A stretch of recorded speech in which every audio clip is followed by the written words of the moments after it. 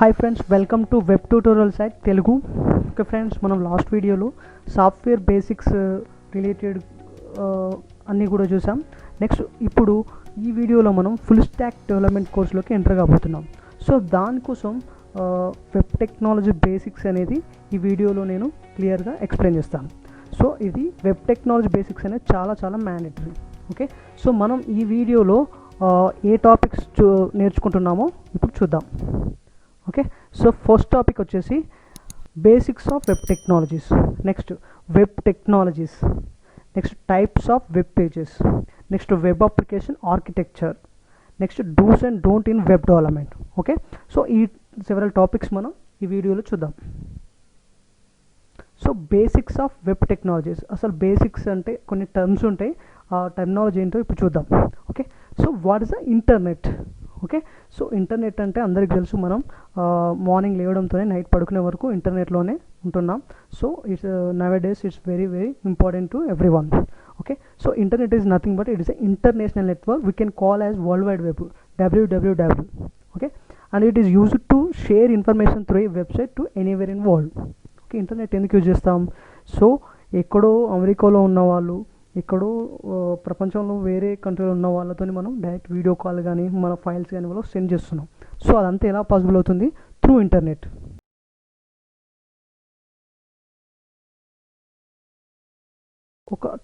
రెండు సిస్టమ్లు ఉన్నాయి, వాటికి మనం ఎలా కమ్యూనికేట్ చేస్తున్నాం? త్రూ ఇంటర్నెట్ ద్వారా కమ్యూనికేట్ అవుతుంది. Okay, next what's a website? Okay, it is a web application which is collection of web pages. So software ఎలా డివైడ్ చేసాం? System software, application software. So application సాఫ్ట్వేర్ని మళ్ళీ డివైడ్ చేసాం. ఎలా divide చేసాం? Desktop applications or Windows applications, and second one web applications. So ఆ వెబ్ అప్లికేషనే మన website. Okay, so it is a web application which is collection of web pages. So okay, website అనేది ఏంటి? దాంట్లో చాలా వెబ్ పేజెస్ ఉంటాయి. ఒకే వెబ్ పేజ్ని మనం వెబ్సైట్ అనకూడదు. సో చాలా వెబ్ పేజెస్ ఉంటాయి, దాన్ని కంప్లీట్గా మనం దాన్ని వెబ్ అప్లికేషన్ అనొచ్చు. Okay, so next what's the web page? ఈ web page is a document, it contains some information. So ప్రతి వెబ్ పేజ్లో కూడా కొంత ఇన్ఫర్మేషన్ ఉంటుంది. ఓకే, సపోజ్ మీరు ఫేస్బుక్ ఓపెన్ చేస్తున్నారు, జీమెయిల్ ఓపెన్ చేస్తున్నారు, దాంట్లో ఒక్కొక్క పేజ్ ఒక్కొక్కలా కొంత ఇన్ఫర్మేషన్ ఉంటుంది. సపోజ్ జీమెయిల్లో ఇన్బాక్స్ పేజ్ ఓపెన్ చేస్తే అందులో మీకు కావాల్సిన ఈమెయిల్స్ ఉంటాయి. Okay, so that's called web page. Next what's the browser? Browser ఏంటి? బ్రౌజర్ అంటే ఇప్పుడు నువ్వు వెబ్సైట్ ఓపెన్ చేయడానికి ఒక అప్లికేషన్ కావాలి, దాన్నే మనం బ్రౌజర్ అనొచ్చు. It is an application which is executive website. Example Chrome, Safari, Opera, UC Internet Explorer. Okay, next web server. So ఇది చాలా important. Okay, so web server అంటే ఏంటి? ఇప్పుడు ఎక్కడో డెవలప్ చేసిన ఫేస్బుక్ అమెరికా వాళ్ళు డెవలప్ చేస్తారు, మనం ఇక్కడ ఓపెన్ చేస్తున్నాం, వాళ్ళు పెట్టే ఇన్ఫర్మేషన్ అంతా కూడా మనం ఇక్కడ చూస్తున్నాం. ఓకే, అదంతా ఎలా పాసిబుల్ అయింది? వాళ్ళతో మనం ఎలా కమ్యూనికేట్ అవుతున్నాం? ఇంటర్నెట్ అని చెప్పాను. సో ఇంటర్నెట్కు మళ్ళీ సర్వర్స్ కనెక్ట్ అయి ఉంటాయి. సో ఆ సర్వర్లో వాళ్ళు యూజ్ చేసే ఇన్ఫర్మేషన్ అంతా అక్కడ స్టోర్ చేస్తారు. మనం రిక్వెస్ట్ పంపించేసి రెస్పాన్స్ అక్కడ నుండి మన సిస్టమ్కి వచ్చేస్తుంది. Okay, so web server is a server which serves websites to the web client. అదే నేను చెప్పింది. అదేంటంటే నీకు ఈ వెబ్సైట్ కావాలని నువ్వు గూగుల్లో కొట్టడంతోనే నీకు అక్కడ నుండి నీకు రెస్పాన్స్ వస్తుంది. నీ క్లయింట్ సిస్టంలో, క్లయింట్ మీన్స్ మనం యూజ్ చేసే సిస్టంలోకి మనకు రెస్పాన్స్ వస్తుంది, output means. Okay, next web client. Client అంటే ఎవరు? మనమే, యూజర్. సో నేను ఇక్కడ రెస్పాన్స్ పంపిస్తున్నాను, రిక్వెస్ట్ సర్వర్కి వెళ్తుంది, రెస్పాన్స్ మనకి వస్తుంది. ఓకే, సో మనం ఇక్కడ రిక్వెస్ట్ పంపిస్తున్నాం, రెస్పాన్స్ మనకు వస్తుంది. Web client is a client which gets websites from the web server. Next web technologies. ఇవి చాలా ఇంపార్టెంట్. నేను ఆల్రెడీ మీకు ఫుల్ స్టాక్ డెవలప్మెంట్ కోర్స్ కంటెంట్లో కంప్లీట్గా మీకు వెబ్ టెక్నాలజీస్ ఏంటో చూపించాను. అది ఎలా ఉంటుంది? Front end technologies and back end technologies అని ఉంటుంది. నీకు ఫ్రంట్ ఎండ్ టెక్నాలజీస్ రావాలి, బ్యాక్ ఎండ్ టెక్నాలజీస్ వస్తే అప్పుడే నీకు ఫుల్ స్టాక్ డెవలప్మెంట్గా ట్రీట్ చేస్తారు. ఓకే, సో వెబ్ టెక్నాలజీస్ అంటే ఏంటి? If you want to develop a web application we have to use web technology. So మనం ఇప్పుడు చేసేది ఏంటి? వెబ్ అప్లికేషన్ డెవలప్ చేయాలి. దానికోసం మనకు కొన్ని టెక్నాలజీస్ కావాలి, మీన్స్ ప్రోగ్రామింగ్ లాంగ్వేజెస్ కావాలి. వాటిని మనం వెబ్ టెక్నాలజీస్ అంటాం. ఓకే, సో వీటిని మనం 2 టైప్స్ డివైడ్ చేయవచ్చు. ఫస్ట్ వన్ ఏంటి? Client side technologies. Okay, client side technologies అంటే ఏంటి? It's a computer language or programming language or concept which code execute on the client means browser. Browser అనేది మన సిస్టంలో ఉంటుంది, మన ల్యాప్టాప్లోనే ఉంటుంది. సో కోడ్ అనేది ఇక్కడే ఎగ్జిక్యూట్ అవుతుంది. సో వాటిని మనం క్లయింట్స్ టెక్నాలజీస్ అనొచ్చు. ఓకే, నెక్స్ట్ ఎగ్జాంపుల్ వచ్చేసి వాటికి HTML, CSS, Java script, jQuery, Angular, Bootstrap etcetera అని చెప్పొచ్చు. ఓకే, నెక్స్ట్ సెకండ్ వన్ వచ్చేసి server side technologies. Server side technologies అంటే ఏంటి? Which code executes on the web server ఎక్కడో ఉంటుంది, మన దగ్గర ఉండే సర్వర్. సో అక్కడ కోడ్ ఎగ్జిక్యూట్ అయ్యి రెస్పాన్స్ ఎక్కడికి వస్తుంది? మన క్లయింట్ మిషన్లోకి వస్తుంది. So that's call server side technologies అనొచ్చు. ఎగ్జాంపుల్ వచ్చేసి PHP, Java, .NET, Node.js etcetera. So okay, so ఇక్కడ ఒక ఇమేజ్ ఉంది చూడండి. సో క్లయింట్ సైడ్ టెక్నాలజీస్ వచ్చేసి HTML, CSS, JavaScript frameworks. Next server side technologies వచ్చేసి PHP, Node.js, Java, Python, .NET. So client and technologies మనం ఏమనొచ్చు? Front end technologies అనొచ్చు. Server side technologies ఏమొచ్చు? బ్యాక్ ఎండ్ టెక్నాలజీస్ అనొచ్చు. Okay, so server సైడ్లోనే మనకు database related technologies కూడా వస్తాయి. సో క్లయింట్ సైడ్ టెక్నాలజీలో రెస్పాన్స్ సర్వర్కి వెళ్తుంది, మళ్ళీ రిక్వెస్ట్ సర్వర్ సైడ్కి వెళ్తుంది, నెక్స్ట్ రెస్పాన్స్ అక్కడ నుండి క్లయింట్ సైడ్కి వస్తుంది. So this is called web technologies. Okay friends, next types of web pages. 3 types of web pages ఉంటాయి. సో దాంట్లో వచ్చేసి first one static web pages, second one dynamic web pages, third one server pages. Okay, so what the static web pages is very very important. ఎవరైతే web development course నేర్చుకోవాలనుకుంటున్నారో వాళ్ళకి చాలా చాలా important ఇదంతా కూడా. Okay, next static web pages content fixed design of content. Okay, static web పేజెస్లో content అనేది ఫిక్స్డ్గా ఉంటుంది, అంటే స్క్రోల్ అవ్వదు. మీన్స్ ఇప్పుడు సపోజ్ ఏదైనా బటన్ ఉందనుకో, అది క్లిక్ చేస్తే మనకు ఒక మెసేజ్ వస్తుంది. అలాంటివి ఏమి ఉండవు, అంటే మన ఇంట్రాక్షన్ ఉండదు, యూజర్ ఇంట్రాక్షన్ ఉండదు, జస్ట్ చూస్తాం అంతే, స్టాటిక్గా ఉంటుంది. Okay, so to create the static web pages we are using which technologies? HTML and CSS. Okay, next second one వచ్చేసి dynamic web pages. So dynamic web pages allows user interaction page. దీంట్లో మనం user interaction ఉంటుంది, అంటే మనం ఆ web పేజ్లో వచ్చేసి కంప్లీట్గా ఆపరేట్ చేయొచ్చు. మీన్స్ ఏదైనా బటన్ ఉందనుకోండి, క్లిక్ చేస్తే నాకు మెసేజ్ రావడం, లేదంటే నావిగేట్ అవ్వడం వేరే పేజ్కి. సో అలాంటి అన్నీ కూడా డైనమిక్ వెబ్ పేజెస్లో చూస్తాం. ఓకే, ఎగ్జాంపుల్ వచ్చేసి to create this type of web pages we are using JavaScript. So JavaScript అంటే ఏంటి? మెయిన్గా ఎందుకు యూజ్ చేస్తాం? ఒక ఫంక్షనాలిటీని క్రియేట్ చేయడానికి, ఒక వెబ్ పేజ్లో ఫంక్షనాలిటీని క్రియేట్ చేయడానికి డైనమిక్ జావా స్క్రిప్ట్ యూజ్ చేస్తాం. ఓకే, నెక్స్ట్ థర్డ్ వన్ వచ్చేసి server pages. This pages execute on the servers and output will be displayed on the browsers. Okay, already ఇంతకుముందే చూసాం. సర్వర్ సైడ్కి మనం రిక్వెస్ట్ క్లయింట్ సైడ్ నుంచి వెళ్ళి సర్వర్కి request పంపిస్తే అక్కడ ప్రాసెస్ అయ్యి కావాల్సిన అవుట్పుట్ ఆర్ రెస్పాన్స్ మన క్లయింట్ సైడ్ వస్తుంది, మీన్స్ బ్రౌజర్స్కి వస్తుంది. సర్వర్ పేజెస్ క్రియేట్ చేయడానికి ఏ లాంగ్వేజ్ యూజ్ చేస్తాం? సర్వర్ టెక్నాలజీ యూజ్ చేస్తాం, PHP, JSP, ASP. Okay, first వచ్చేసి web application architecture. Means web application అనేది ఎలా వర్క్ అవుతుంది, మీన్స్ డేటా అనేది ఎక్కడ నుండి ఎక్కడికి వెళ్తుంది, ఎక్కడ నుండి ఎక్కడికి వస్తుంది అనేది ఈ ఆర్కిటెక్చర్లో మనం చూడవచ్చు. ఓకే, సో ఫస్ట్ వచ్చేసి client side means user interface or front end అని కూడా అనొచ్చు. అంటే ఈ యొక్క పార్ట్ ఎలా డెవలప్ చేస్తాం మనం? క్లయింట్ సైడ్ టెక్నాలజీ యూజ్ చేసి డెవలప్ చేస్తాం. HTML కానీ, CSS కానీ, జావా స్క్రిప్ట్ కానీ, jQuery కానీ. మీన్స్ ఇదంతా కూడా డిజైనింగ్ పర్పస్ కోసం యూజ్ చేస్తాం.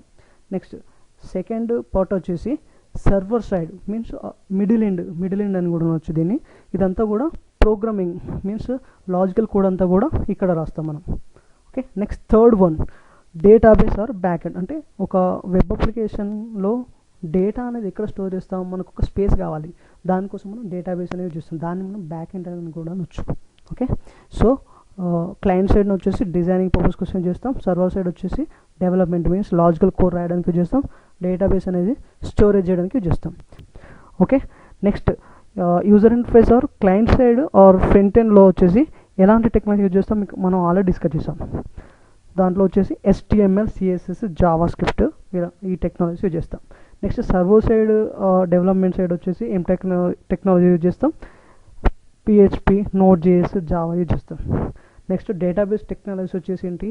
SQL, MySQL, MongoDB, Oracle ఇలాంటివన్నీ కూడా యూజ్ చేస్తాం. Okay, so first user interface means client side user వచ్చేసి రిక్వెస్ట్ ఎక్కడికి పంపిస్తాడు? సర్వర్కి పంపిస్తాడు. ఓకే, సో ఈ సర్వర్ వచ్చేసి మన రిక్వెస్ట్ ప్రాసెస్ చేస్తుంది. మనకు కావాల్సిన ఏదైనా ఇమేజెస్ మనకు పంపించాలన్నా కూడా, ఏదైనా మెసేజెస్ మనకు రావాలన్నా కూడా అది డేటాబేస్లో స్టోర్ అయి ఉంటుంది. సో సర్వర్ ఏం చేస్తుంది, అక్కడ నుండి డేటాను ఫెచ్ చేసుకుంటుంది ఇలా. ఓకే, సో డేటాబేస్ వచ్చేసి డేటా మళ్ళీ సర్వర్కి ఇస్తుంది. సో సర్వర్ మళ్ళీ యూజర్కి ఇస్తుంది. సో ఇలా వెబ్ అప్లికేషన్ ఆర్కిటెక్చర్లో డేటా అనేది ఇలా ఫ్లో అవుతుంది.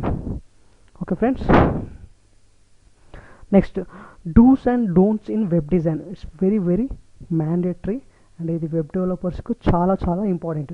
అంటే ఏంటి, మనం వెబ్ డిజైనింగ్ చేసేటప్పుడు కొన్ని రూల్స్ అండ్ రెగ్యులేషన్స్ ఉన్నాయి, వాటిని మనం అతిక్రమిస్తే తర్వాత ప్రాబ్లమ్స్ ఫేస్ చేయాల్సి ఉంటుంది. ఓకే, సో ఇప్పుడు ఇవి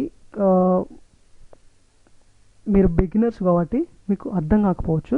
ఈ కోర్స్ అంతా అయిపోయాక మళ్ళీ ఒకసారి ఇది చూడండి, ఇది ఒకసారి చూస్తే మీకు మీరు ఏం చేయాలి ఏం చేయొద్దు అనేది మీకు ఇంకా క్లారిటీ వస్తుంది.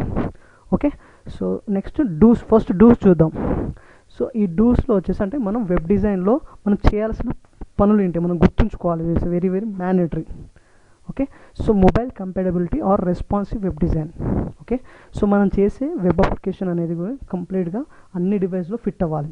మీ మొబైల్లో ఫిట్ అవ్వాలి, ల్యాప్టాప్లో ఫిట్ అవ్వాలి, ట్యాబ్లో ఫిట్ అవ్వాలి, ఇంకేదైనా డివైస్లో ఫిట్ అయ్యేలా చూసుకోవాలి. ఓకే, ఇది మాత్రం మ్యాండేటరీ, దాన్ని మర్చిపోవద్దు. నెక్స్ట్ సెకండ్ వన్ వచ్చేసి టార్గెట్ ఆడియన్స్. సో మన మనం చేసిన వెబ్ అప్లికేషన్ అనేది ఎవరిని టార్గెట్ చేయాలి, ఆడియన్స్ అంటే ట్రాఫిక్ అనేది పెంచుకునేలా ఉండాలి. మీన్స్ మన వెబ్ అప్లికేషన్స్తోని బిజినెస్ చేయాలంటే మనకు ట్రాఫిక్ రావాలి, మీన్స్ యూజర్స్ అనేది మన వెబ్సైట్ను ఎక్కువ మంది చూడాలి. సో దానికోసం మనం వాళ్ళకు అనుకూలంగా మన వెబ్సైట్ ఉండాలి. ఓకే, సో వాళ్ళని ఎక్కువ టైం మన వెబ్సైట్లో స్పెండ్ చేసేలా చూసుకోవాలి. మీన్స్ మనం డిజైన్ చేసేటప్పుడే అవన్నీ కూడా గుర్తుంచుకొని చేయాలి. ఓకే, నెక్స్ట్ సెకండ్ వన్ వచ్చేసి design easy to use navigation. User అనే వానికి చాలా ఈజీగా ఉండాలి ఒక పేజ్ నుంచి ఇంకో పేజ్కి వెళ్ళడానికి, మళ్ళీ మనకు కావాల్సిన టాపిక్ని సెర్చ్ చేసినప్పుడు అక్కడికి వెళ్ళడానికి. అంటే మీన్స్ నావిగేషన్ బార్ కానీ సైడ్ బార్ కానీ ఇవన్నీ యూజ్ చేసి మనం వెబ్ డిజైన్ చేయాలి. Okay, next select the right font sizes. Means మనం వెబ్ అప్లికేషన్ డెవలప్ చేసేటప్పుడు ఫాంట్స్ యూజ్ చేస్తాం. అంటే కంటెంట్ వెబ్ డిజైన్లో పెడతాం కదా, ఆ కంటెంట్ అనేది ఫాంట్ సైజెస్ అంటే ఇంత సైజ్ ఉండాలి, 90 పిక్సెలా 20 పిక్సెలా, హెవీగా ఉండాలా అంటే ఒకే సైజు మెయింటైన్ చేయాలి. కంప్లీట్గా వెబ్ అప్లికేషన్ అంతా కూడా ఒకే సైజు మెయింటైన్ చేయాలి. మీన్స్ హెడ్డింగ్స్ మాత్రం హెడ్డింగ్స్ లాగానే ఉంటుంది, రిమైనింగ్ కంటెంట్ అంతా ఒకే సైజులో ఉండాలి. ఒక దగ్గర పెద్ద ఇంకో దగ్గర చిన్నగా ఇలా చేస్తే బాగుండదు, యూజర్ అనే వానికి నచ్చకుండా వాడు మళ్ళీ ఆ వెబ్సైట్కి రాడు. Next security features to websites. ఇది చాలా చాలా ఇంపార్టెంట్. ఈ సెక్యూరిటీ ఫీచర్స్ ఎలా ఇస్తామో మీకు ముందు తెస్తుంది. జావా స్క్రిప్ట్లో validations, next server side validations చాలా ఉంటాయి. సో అవన్నీ కూడా మనం నేర్చుకుంటాం ఫ్యూచర్లో. Next test your design.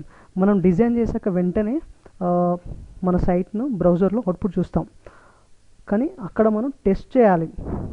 So first time నువ్వు చేసినప్పుడు ఏంటంటే మన బ్రౌజర్ క్యాష్ మెమరీలో స్టోర్ అయి ఉంటుంది. నెక్స్ట్ టైం మోడిఫికేషన్ చేసినప్పుడు మళ్ళీ ప్రీవియస్ది చూపిస్తుంది, నీ మోడిఫికేషన్ చూపెట్టదు. సో ఏదైనా మిస్టేక్ చేస్తే కూడా మనకు ప్రీవియస్ది చూపిస్తుంది. సో దానికోసం మనం ఇకగ్నికో మోడ్ మీన్స్ న్యూ ట్యాబ్లో మీన్స్ క్యాష్ మెమరీ డిలీట్ చేసి మళ్ళీ మనం రిఫ్రెష్ చేస్తే మనకు క్లియర్ అవుట్పుట్ వస్తుంది. సో ఇలా టెస్ట్ చేసుకుంటూ వెళ్ళాలి వెబ్సైట్ను అవుట్పుట్ చేసేటప్పుడు. ప్రతి టైంలో నువ్వు ఏదైనా ఒక మాడ్యూల్ చేశాక వెంటనే మనం దాన్ని టెస్ట్ చేయాలి, కరెక్ట్ వర్క్ అవుతుందా లేదా. ఓకే, సో లాస్ట్లో మనకు కొంచెం బర్డెన్ తగ్గుతుంది దీనివల్ల. Next unique design and content. Means design అనేది యూనిక్గా ఉండాలి. యూజర్ను మనం అటాక్ చేయాలంటే వేరే సైట్ నుంచి కాపీ చేయడం కానీ, కోడ్ కాపీ చేసి వాళ్ళ డిజైన్ కాపీ చేసి టెంప్లెట్స్ డౌన్లోడ్ చేసి చాలామంది చేస్తారు. సో అలా చేయడం వల్ల చాలా ప్రాబ్లమ్స్ వస్తాయి. ఓకే, నెక్స్ట్ కంటెంట్ కూడా యూనిక్గా ఉండాలి. సో ఇది SEO గైడ్లైన్స్, ఆల్రెడీ SEO గైడ్లైన్స్లో ఉంది. కంటెంట్ అనేది యూనిక్గా ఉంటేనే మనకు నెక్స్ట్ యాడ్సెన్స్ కానీ ఇంకేదైనా బిజినెస్ చేయాలనుకుంటే అవన్నీ వస్తాయి.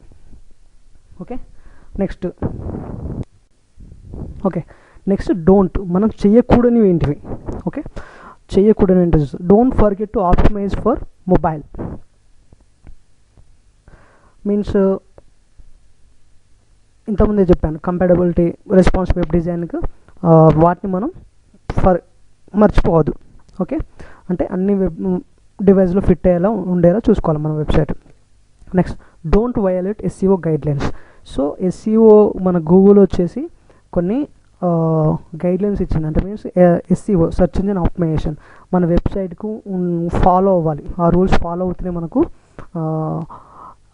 యాడ్సెన్స్ కానీ లేదంటే టాప్ మన పేజ్ అనేది గూగుల్లో టాప్ రావడానికి అవకాశాలు ఉంటుంది. సో ఆ గైడ్లైన్స్ మనం ఫాలో అవ్వాలి. మెయిన్ గైడ్లైన్ వచ్చేసి ఏంటి, యూనిక్ కంటెంట్ ఉండాలి. యూనిక్ డిజైన్, యూనిక్ కంటెంట్ ఉంటే మనకి ఈజీగా ఎస్ఈఓలో టాప్ ప్లేస్లోకి వచ్చేస్తుంది. Next, don't make it hard for user to find what they need. Means ఇంతకుముందు చెప్పాం, design easy to navigation. Means ఒక వెబ్సైట్కి ఒక యూజర్ వచ్చాడంటే వానికి కావాల్సింది వెతుక్కోవాలంటే మనకి ఈజీగా నావిగేట్ అయ్యేలా చూసుకోవాలి. Okay. Next, don't use too many fonts. Font sizes చాలా యూజ్ చేయొద్దు అని చెప్పాను. అంటే మీన్స్ కంటెంట్ యొక్క ఫాంట్ సైజ్ అనేది ఈక్వల్గా ఉండాలి అన్నిటికి కూడా. Next, don't use too many colours. So ఇది కూడా చాలా చాలా ఇంపార్టెంట్. ఒక హ్యూమన్ సైకాలజీ ప్రకారం వాడికి 3 కలర్స్ కంటే ఎక్కువ కనిపిస్తే ఆ సైట్కి వాడు మళ్ళీ రాలేడు, అంటే అది అట్రాక్టివ్గా ఉండదు. సో 2 or 3 ఇంతకంటే ఎక్కువ కలర్స్ మన వెబ్సైట్లో యూజ్ చేయదు. ఇది చాలా చాలా ఇంపార్టెంట్, గుర్తుంచుకోండి. Next, don't make users wait for content to load. Okay, ఏదైనా వెబ్సైట్ మనం ఎంటర్ చేసి అది ఓపెన్ చేయడంతో ఇమేజెస్ లోడ్ కావడానికి, కంటెంట్ లోడ్ అవ్వడానికి చాలా టైం పడితే యూజర్కి చికాకు వస్తుంది, వాడు నెక్స్ట్ ఆ వెబ్సైట్కి రాలేడు. సో కంటెంట్ అనేది లోడ్ అవ్వడానికి తక్కువ టైం తీసుకోవాలి. దానికి కొన్ని టెక్నిక్స్ ఉన్నాయి, అవి మనం డిజైనింగ్ నెక్స్ట్ ఫ్యూచర్ క్లాసెస్లో చూద్దాం అవేంటో. Okay. So next, don't use copy design content. ఇంతకు చెప్పాను, యూనిక్ కంటెంట్ ఉండాలి. కాపీ ఏదో టెంప్లెట్ డౌన్లోడ్ చేసి దాన్నే మనం కోడ్ ఎడిట్ చేస్తే దానివల్ల ప్రాబ్లమ్స్ చాలా ఉంటాయి. మీరు చేసిన వర్క్ అంతా కూడా వేస్ట్ అయిపోతుంది.